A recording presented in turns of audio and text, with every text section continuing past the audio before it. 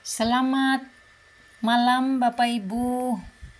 Kita jumpa lagi di renungan singkat malam hari ini di akhir dari bulan Februari.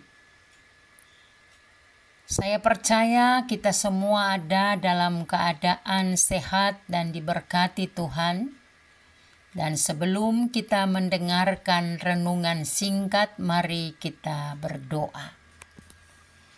Kami mengucap syukur kepadamu Bapa atas pertolongan, pemeliharaan, dan berkat Tuhan yang kami rasakan sepanjang hari ini.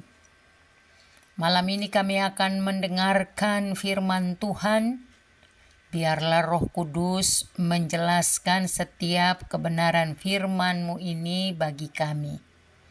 Kami mau menyerahkan semuanya ke dalam tangan-Mu, dalam nama Tuhan Yesus kami berdoa. Amin. Bapak Ibu yang dikasihi Tuhan Yesus Kristus, renungan pada malam hari ini menurut Kisah Para Rasul 3 ayat 11 sampai ayat 16.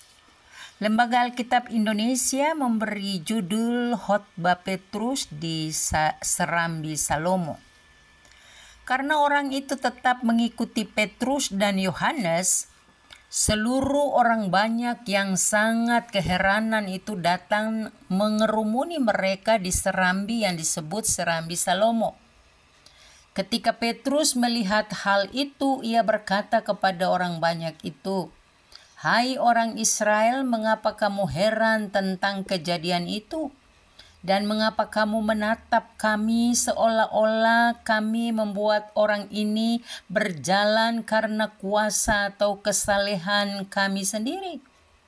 Allah Abraham, Ishak, dan Yakub, Allah nenek moyang kita telah memuliakan hamba-Nya yaitu Yesus yang kamu serahkan dan tolak di depan Pilatus.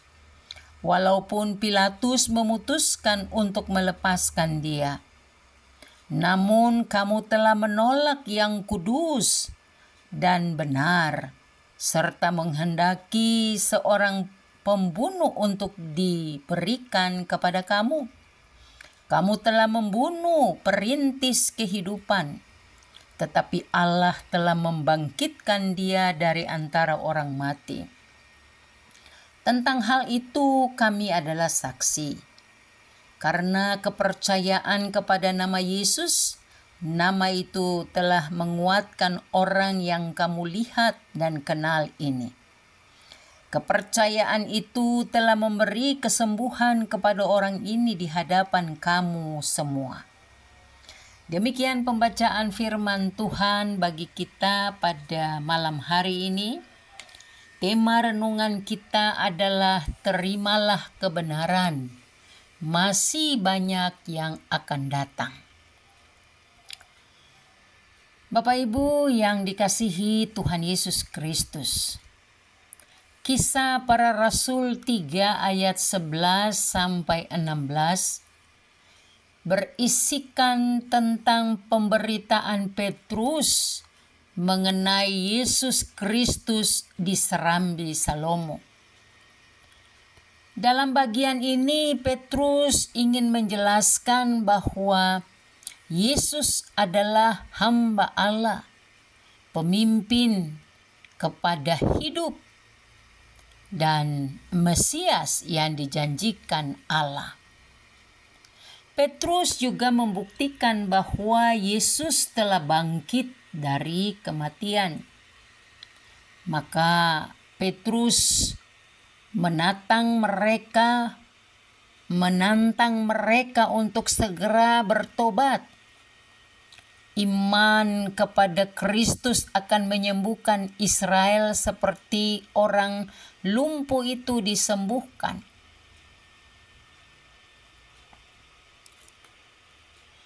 Petrus mengingatkan orang Israel bahwa ketika Kristus melakukan tanda-tanda mujizat seperti yang sekarang mereka lihat, orang Israel malah memaku Dia di kayu salib. Orang Israel malah menyalibkan Yesus.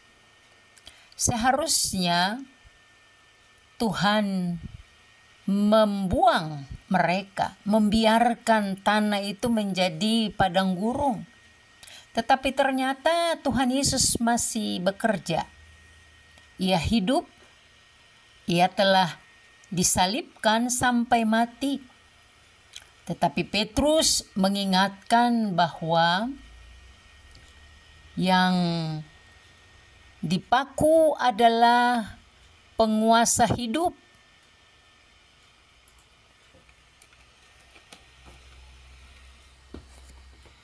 Yang memberi kehidupan. Dialah pangeran kehidupan, sehingga Allah membangkitkan dia dari antara orang mati.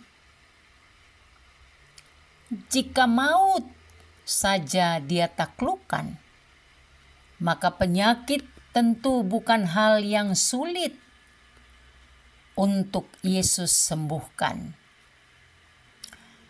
Tetapi yang menjadi pertanyaan, setelah dia bangkit menyatakan kemenangan atas maut, masihkah dia mau mengerjakan tanda-tanda itu di tengah-tengah orang Israel? Tentu jawabannya adalah iya. Yesus Kristus memberikan kesempatan kepada orang Israel untuk kembali mengalami yang namanya kuasa dari karya Allah di dalam Yesus Kristus. Itulah sebabnya Petrus memperingatkan mereka dengan sangat bahwa orang lumpuh yang disembuhkan ini adalah tanda bahwa Yesus Kristus masih menyatakan karyanya dan akan terus menyatakan karyanya dalam kehidupan saat ini. Bapak, Ibu, dan saudara-saudara yang dikasihi Tuhan Yesus Kristus, khotbah Petrus ini mengingatkan untuk kita menyadari ketika Allah sedang bekerja untuk meninggikan anaknya, maka pada zaman Kisah Para Rasul banyak orang bersalah kepada Allah karena mengabaikan yang disebut dengan karya Allah, memuliakan anaknya. Maka saat ini ada banyak orang yang bersalah karena menganggap karya Allah itu adalah sesuatu yang bisa saja dimengerti dengan akal pikiran manusia. Zaman ini banyak orang yang menolak pekerjaan Roh Kudus. Banyak orang yang tidak lagi mengandalkan Tuhan. Sama seperti pada zaman Yesus, banyak orang mau menikmati mujizat, tetapi tidak mau mendengarkan firman Tuhan. Mari Bapak Ibu, malam hari ini kita sama-sama mau menyatakan bahwa kebenaran Allah itu akan terus dinyatakan dan masih banyak yang akan dinyatakan untuk setiap kita.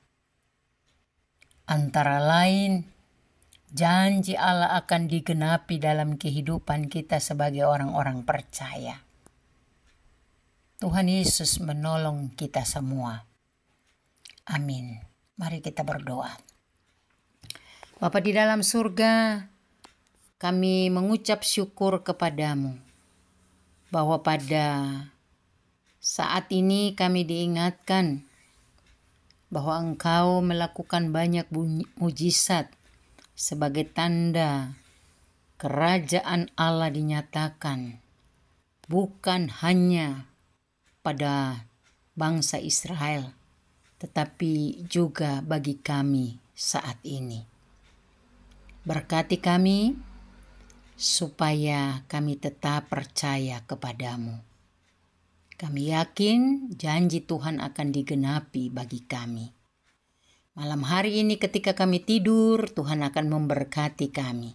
Memberkati keluarga kami, seisi rumah kami, anak, mantu, cucu kami, orang tua kami, semua orang yang kami kasihi dan yang mengasihi kami. Terima kasih Bapa, terpujilah Engkau. Dalam nama Yesus kami berdoa. Amin. Renungan singkat telah selesai Bapak Ibu, selamat beristirahat, Tuhan Yesus memberkati kita.